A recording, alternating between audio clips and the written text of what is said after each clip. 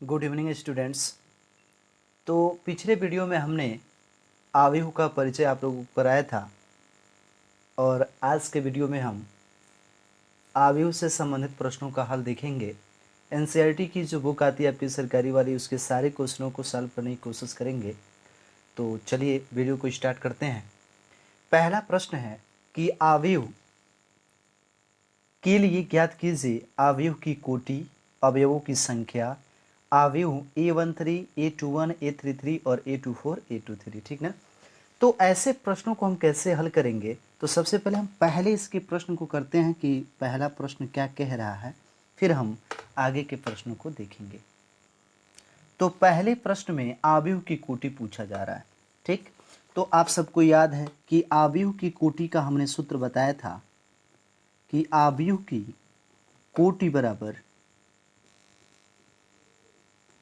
बराबर पंक्तियों की संख्या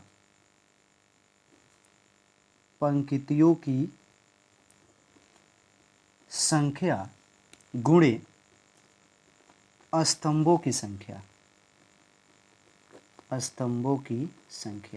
ये आपको हमेशा तैयार रहना चाहिए। ठीक, तो ये बताइए, अगर इस आव्यूह की कोटि चाहिए तो हम इसके पंक्तियों को गिनेंगे फिर स्तंभों को। तो हमने आपसे कहा था कि आव्यूह में जो 36 लाइनें होती हैं, जो 36 लाइनें होंगी उसे हम कहते हैं पंक्ति। तो इसमें कितने 36 लाइनें हैं? 1, 2 और 3।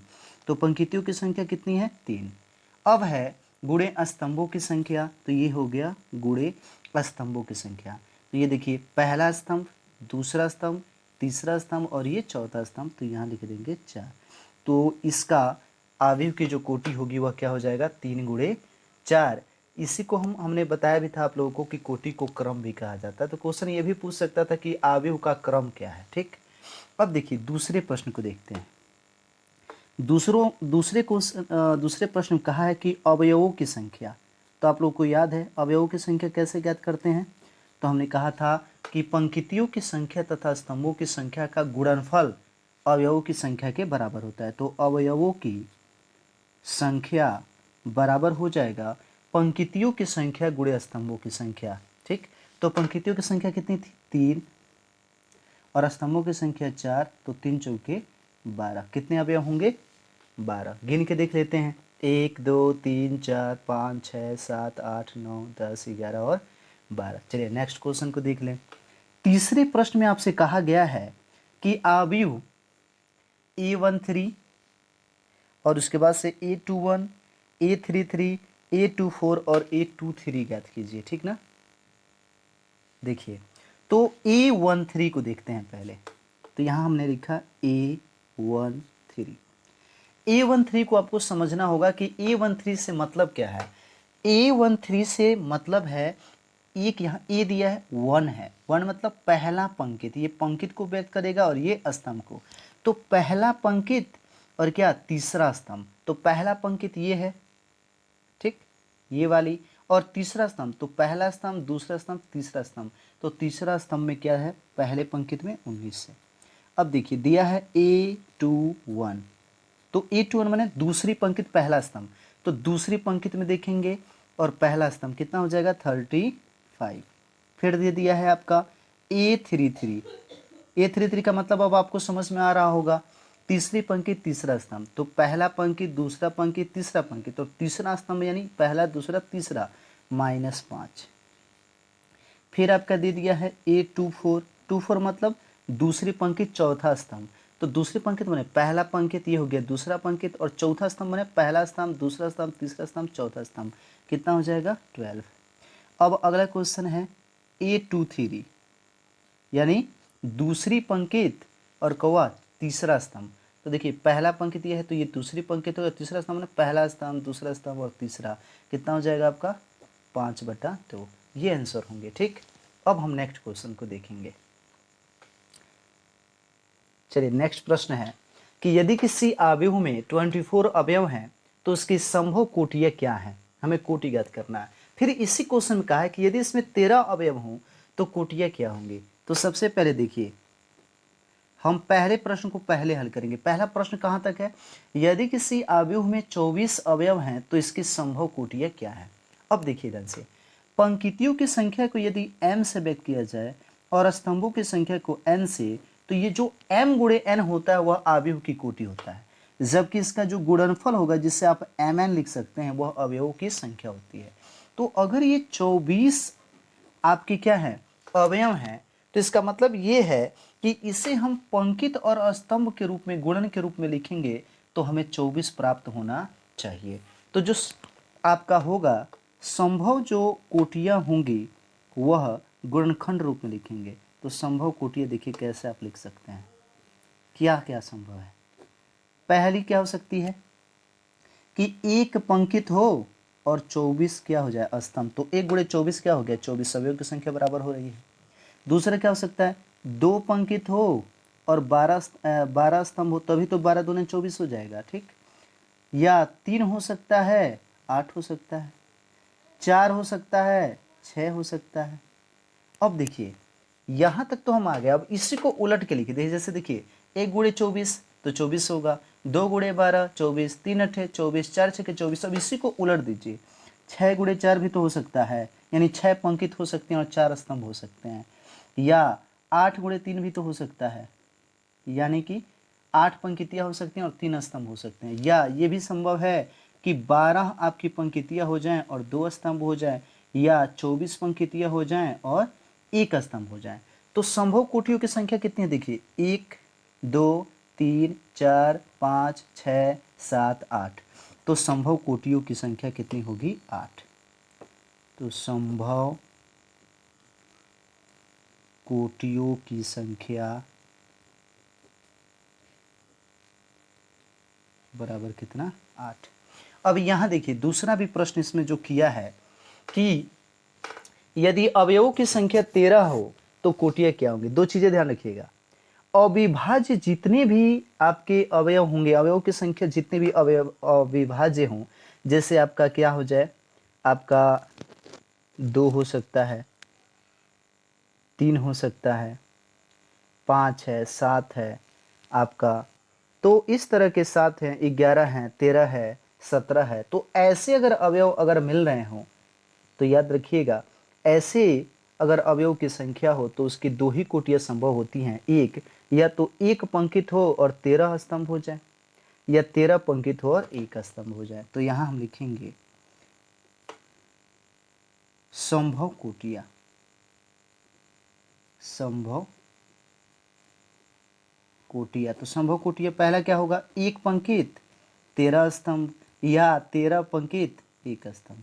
इस चीज को ध्यान रखिएगा कि यदि n एक अविभाजित संख्या है तो इसकी संभव कोटियों की संख्या होगी 1 गुणे n या n गुणे 1, यानी 2 से अधिक नहीं हो सकती है। तो हम लिख सकते हैं संभव कोटियों की संख्या बराबर कितना, 2।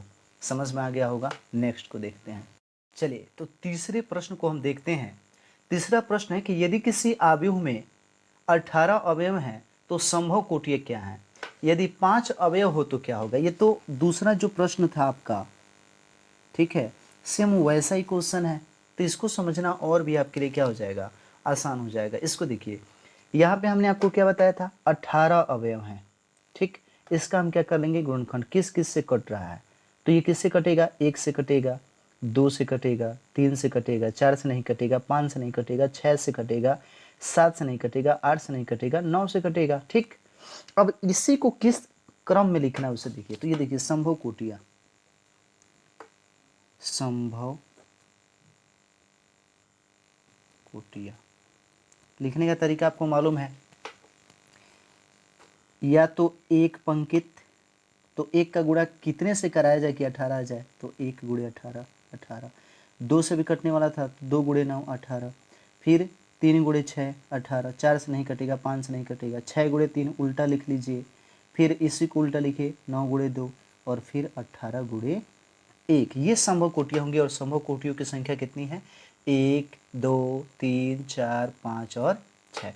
नेक्स्ट क्वेश्चन को देख लेते हैं। इसी में दिया है कि यदि 5 अवयव हो तो क्या होगा। तो अभी हमने आपको बताया था कि यदि अविभाजित संख्या हो, तो अविभाजित संख्या यदि कोई n है तो उसकी 2 ही संभव कोटियाँ होती हैं, या तो 1 होगा 1 गुणे n या n गुणे 1। तो n एक अविभाज्य संख्या, 5 भी तो अविभाजित संख्या है, तो इसकी पहली कोटि क्या होगी 1 गुणे 5 और दूसरी कोटि क्या होगी 5 गुणे 1। तो आप लिख सकते हैं कि संभव कोटियां बराबर 1 गुणे 5 कमा 5 गुणे 1। समझ में आ गया होगा। अब देखिए नेक्स्ट क्वेश्चन को देखते हैं।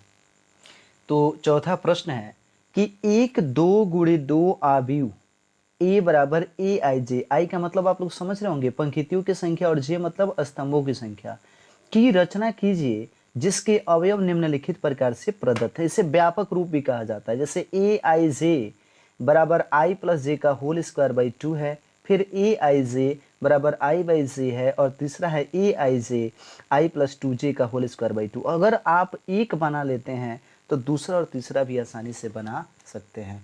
चलिए हम आपको दिखाते हैं कि किस तरह से इस क्वेश्चन को बनाया जाएगा। तो देखिए सबसे पहले आपको जो समझना है वो ये है, हम पहले को हल कर रहे हैं, ठीक ना। तो यहाँ हम सॉल्व में पहला लिख दिए, ठीक।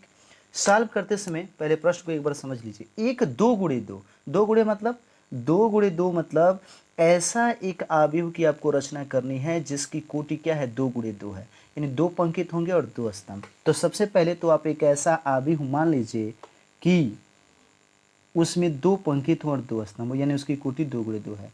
तो माना ए बराबर, आप अवयव ले लीजिए ए और ए। अब आपको एक चीज समझ में आ रहा होगा, इसमें 2 पंक्ति हो गए और 2 स्तंभ, तो ये 2 गुणे 2 कोटि का एक आव्यूह हो गया, इसको हम समीकरण 1। अब एक चीज देखिएगा, थोड़ा सा विस्तृत तौर पे चलिए। ये जो पद है वो पहला पंक्ति है और पहला स्तंभ भी है, तो इससे हम क्या लिखते हैं A11। ये भी पहला पंक्ति है और दूसरा स्तंभ है, तो A12। ये दूसरा पंक्ति हो गया और पहला स्तंभ, और ये दूसरा पंक्ति दूसरा स्तंभ। समझ में आ गया। अब आप इसे मान लेंगे समीकरण 1।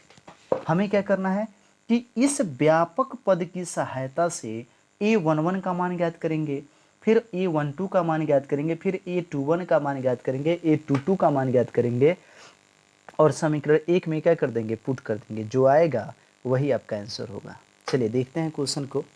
तो आपका व्यापक रूप के अनुसार हम चल रहे हैं, तो हम ज्ञात कर रहे हैं A11। क्या ज्ञात करेंगे A11, मान रखना, ध्यान से देखिएगा। A11 है तो देखिए ये जो व्यापक रूप है ए आई जे, तो आपने क्या किया आई के स्थान पे 1 रखा, जे के स्थान पर भी क्या रख दिया 1। तो इसका मतलब है कि यहाँ पर भी आई के स्थान पे 1 रखेंगे और प्लस जे के स्थान पर भी क्या रखेंगे 1 का होल स्क्वायर बाई 2।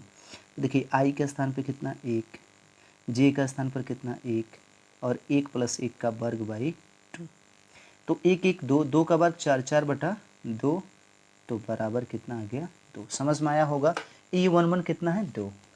अब हम ज्ञात करेंगे A12। A12 का मतलब समझ रहे हैं, यानी कि आई के स्थान पर 1 रखना है और जे के स्थान पर क्या रखना है 2।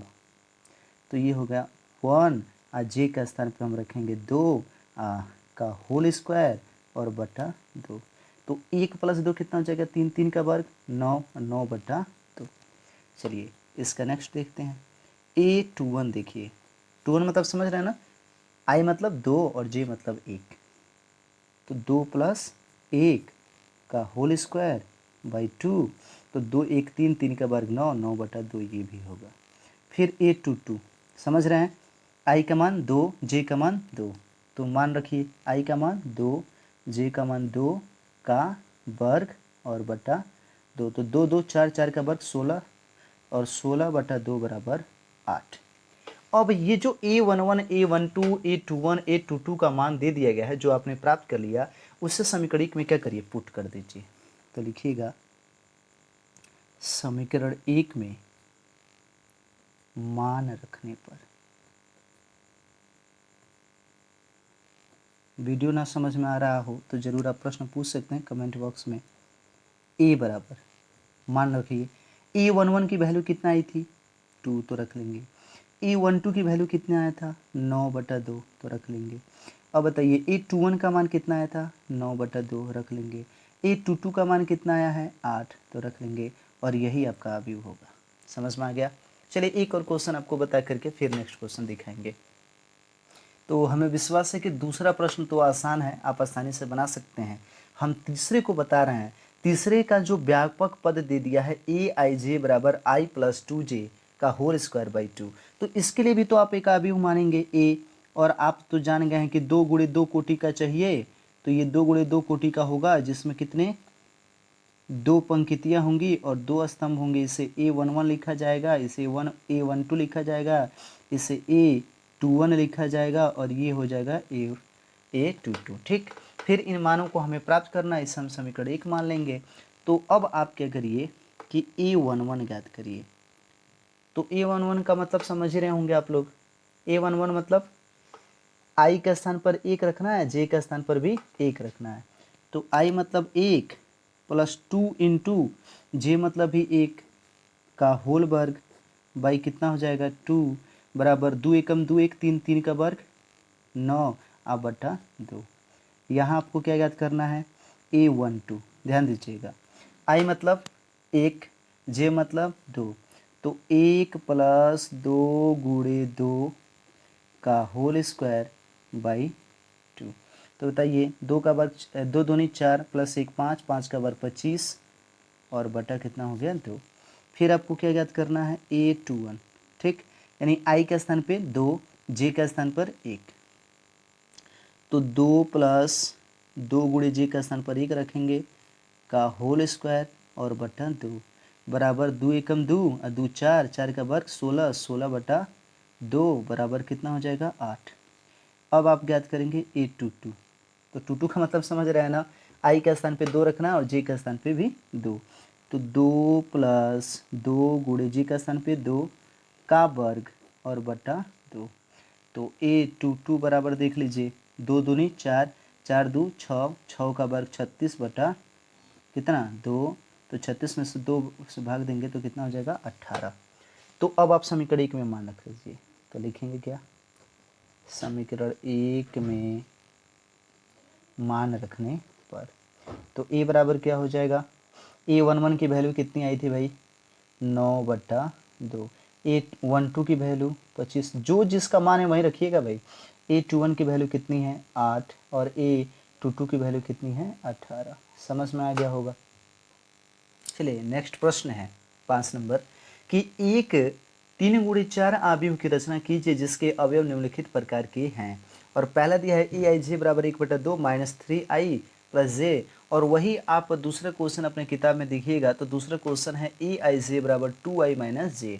लेकिन जो क्वेश्चन एक क्वेश्चन चूंकि पहला ही प्रश्न हम बता दिए हैं 4 नंबर, तो आपको पाँचवें में दिक्कत नहीं आनी चाहिए, लेकिन एक क्वेश्चन हम आपको बता करके और फिर नेक्स्ट क्वेश्चन आप अपने मन से बनाइएगा, हम छठे प्रश्न की ओर बढ़ेंगे, तो नहीं तो वीडियो लंबा हो सकता है।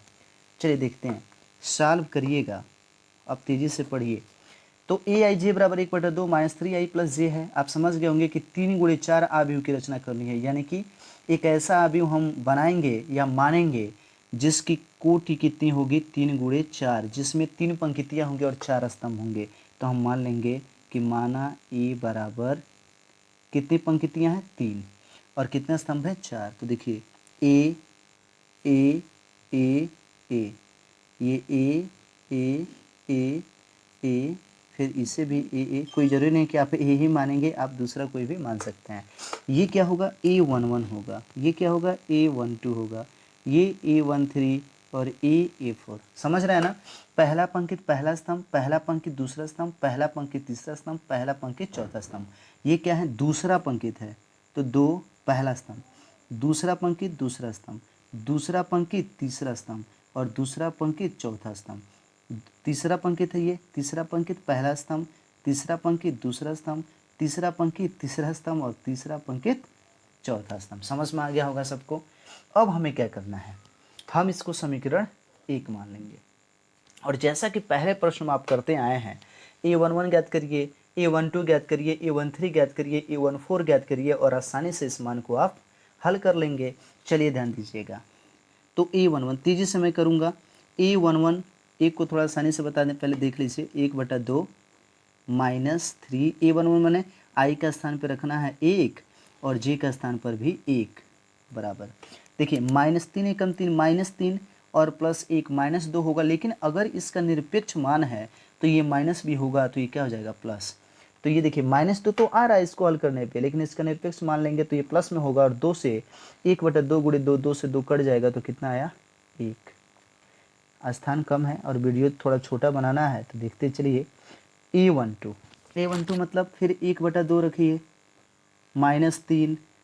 अब बताइए I का स्थान पे कितना रखना है, 1, और J का स्थान पे रखना है 2।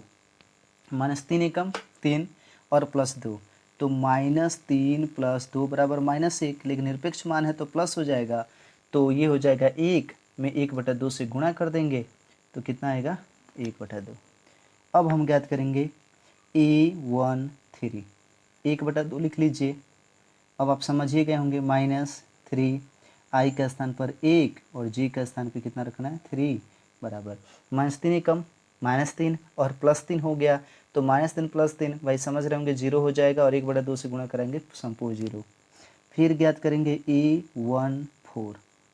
A14 मतलब 1/2 -3।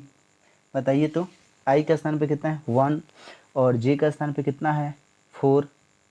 समझ गए होंगे आप लोग, -3 एकम 3 और +4, तो 4 में से 3 गया तो 1, और 1 में 1/2 से भाग देंगे तो 1/2 ही तो होगा। चलिए अब हम ज्ञात करेंगे A21, ठीक।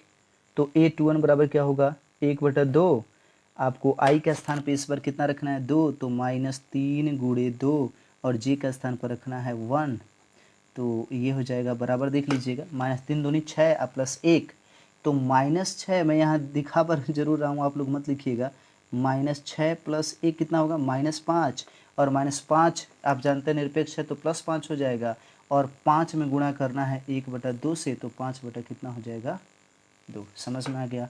अब है आपका A22, तो A22 भी आप आसानी से ज्ञात कर सकते हैं। बताइए A22 क्या होगा, 1/2 -3, I का स्थान पर भी 2 और J का स्थान पर भी 2, बराबर -3 दूनी 6 + 2 -4, और निरपेक्ष मान है तो +4, और 4 में हम गुणा कराएंगे 1/2 से, 2 एकम 2, 2 दूनी 4, बराबर कितना हो गया, 2। ऐसे ही आप सारे मान को प्राप्त करेंगे। जैसे आपका A क्या 22 हो गया है तो 23,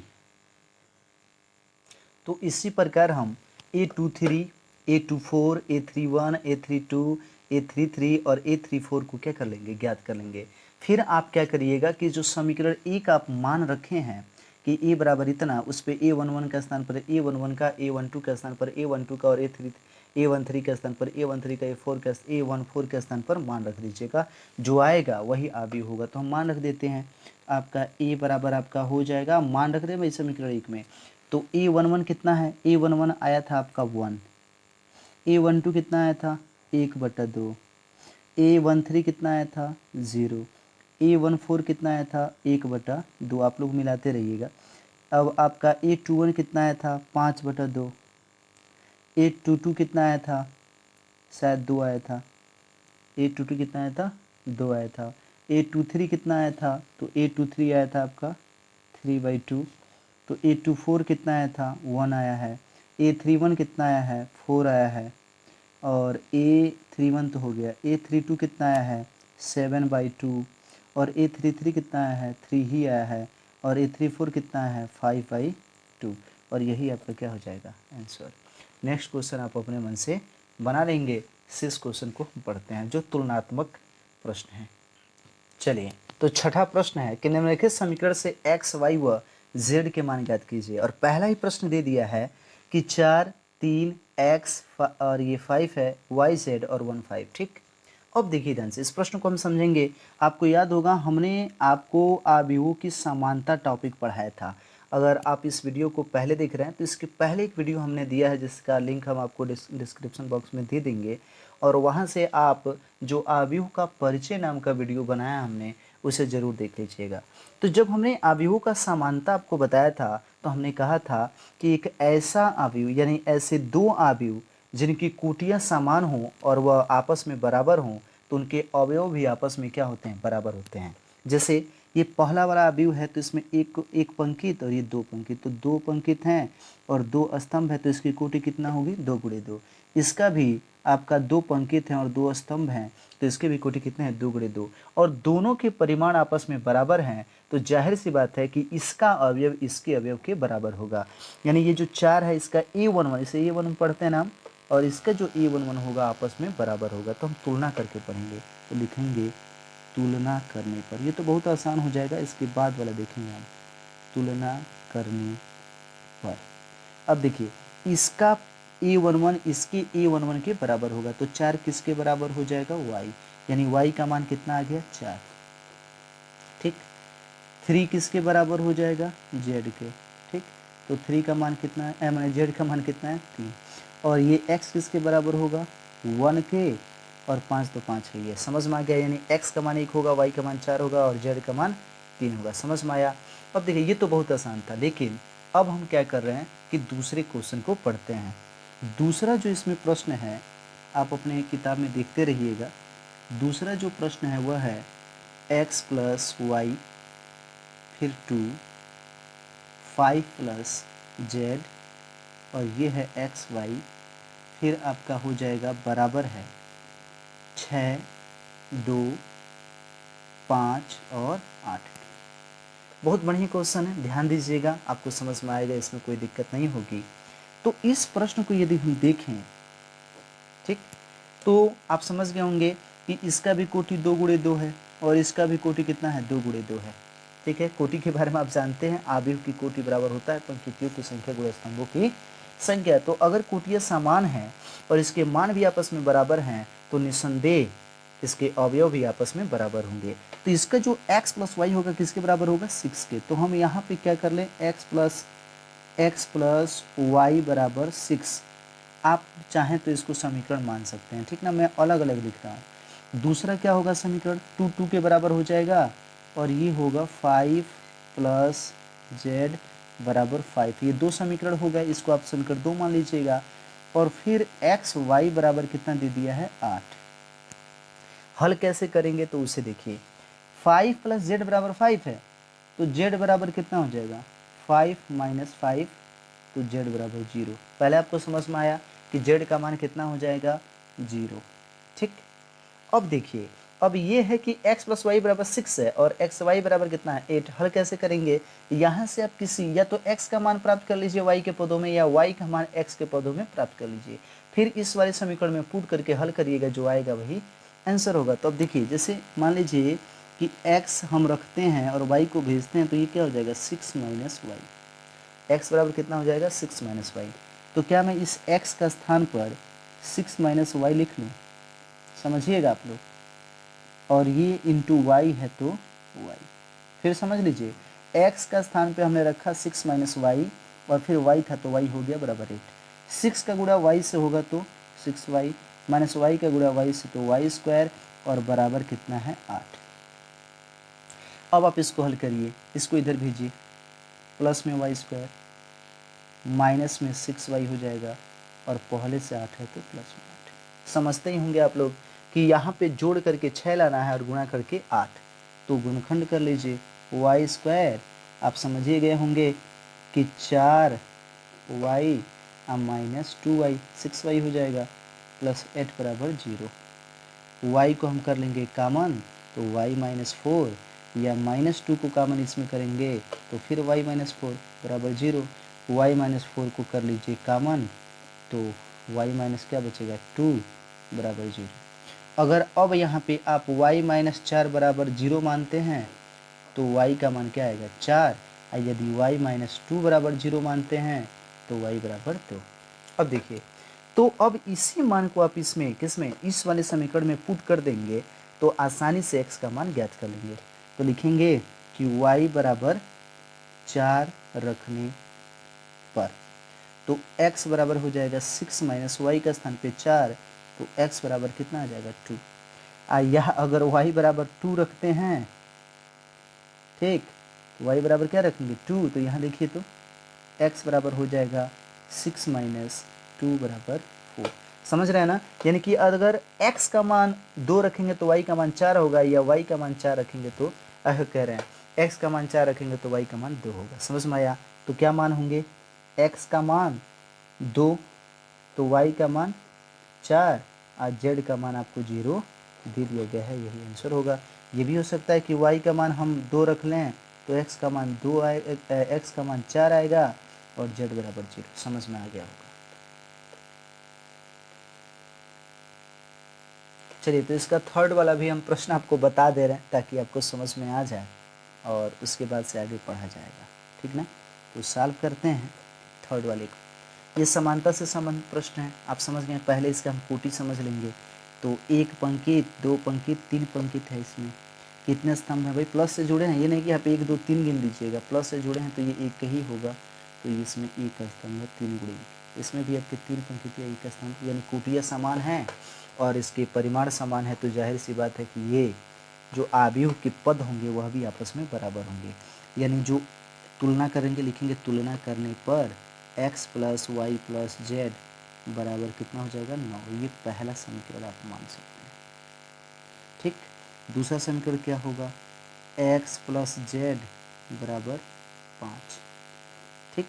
और तीसरा समीकरण क्या होगा? y + z बराबर 7। अब देखिए ध्यान से, x + z बराबर कितना दे दिया है? 5। तो यहाँ तो x + z उपस्थित है ना, तो जाहिर सी बात है हम अगर x + z के स्थान पर 5 रखें तो y + 5 बराबर क्या हो जाएगा? 9। तो लिखेंगे समीकरण 2 से। समीकरण कितने से? 2 से। समझिएगा, x और प्लस z ये जो है इसका मान 5 है, तो y + 5 बराबर 9। तो y बराबर कितना हो जाएगा? 9 - 5 बराबर 4। तो यदि आपको 6 नंबर क्वेश्चन अच्छे से आ रहा हो तो 7 नंबर में आपको कोई दिक्कत नहीं होगी। 8 नंबर प्रश्न को हम थोड़ा सा देख लेते हैं। 8 नंबर प्रश्न है जो बहुविकल्पीय प्रश्न है। दिया है कि ए आई जे, यदि ए बराबर ए आई जे एम गुणे एन एक वर्ग आव्यूह है, यानी ये वर्ग आव्यूह होगा यदि एम इज क्या? लेस देन एन, यानी पंक्तियों की संख्या स्तंभों की संख्या से क्या हो? कम है। नहीं। अब देखिए, m is greater than n, यानी कि जो पंक्तियों की संख्या होनी चाहिए वह स्तंभों की संख्या से अधिक होनी चाहिए, या m बराबर n, यानी पंक्तियों की संख्या स्तंभों की संख्या के बराबर होनी चाहिए। तो जो आपको इंट्रोडक्शन वीडियो हम दिए हैं आव्यूह का, उसे देख लीजिएगा। वहाँ पे हमने वर्ग आव्यूह का परिभाषा दिया था और हमने कहा था कि ऐसा आव्यूह जिसमें पंक्तियों की संख्या स्तंभों की संख्या की बराबर हो।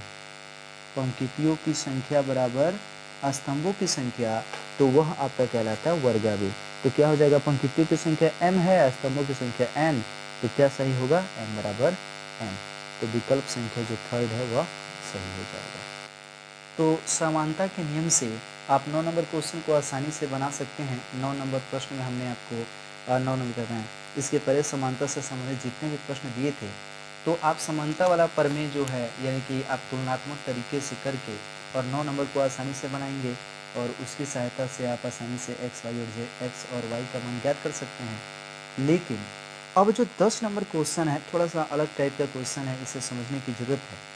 कहा है कि 3 × 3 कोटि के ऐसे अवयवों की कुल कितनी संख्या होगी जिनकी प्रत्येक प्रविष्टि 0 या 1 है। प्रत्येक प्रविष्टि मतलब समझ रहे हैं ना, प्रत्येक अवयव। अब देखिए, यानी कि जो अवयव होंगे या तो 0 होंगे या तो 1 होंगे। अब जो इसे लिखने के तरीके होंगे, एक तो पहले चीज कंफर्म हो लीजिए कि अगर इसकी कोटि 3 × 3 है तो इसमें कितने अवयव होंगे?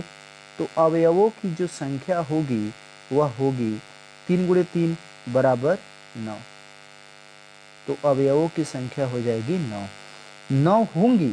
लेकिन यहाँ ध्यान देने योग्य बात यह है कि प्रत्येक को हम अलग अलग तरीके से लिख सकते हैं। जैसे मान लीजिए यहाँ 0 लिखना है, ये 1, फिर आप इसे 0 लिखेंगे, फिर 0, मान लीजिए इसे हमने 1 लिखा, फिर 0 लिखा, फिर 1 लिखा, फिर 0 लिखा, 1 लिखा, 0 लिखा।